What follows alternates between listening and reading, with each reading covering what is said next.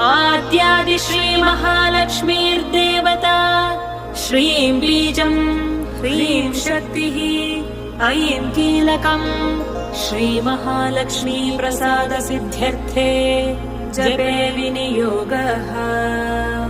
अथ ध्यानम्। हस्तद्वयेन कमले धारयन्तीं स्वलीलया हारनूपुरसंयुक्ताम् लक्ष्मीं देवीं विचिन्तये। पीतवस्त्रां सुवर्णाङ्गीं पद्महस्ताङ्गजान्विताम् लक्ष्मीं ध्यात्वेति मन्त्रेण स भवेत् पृथिवीपतिः।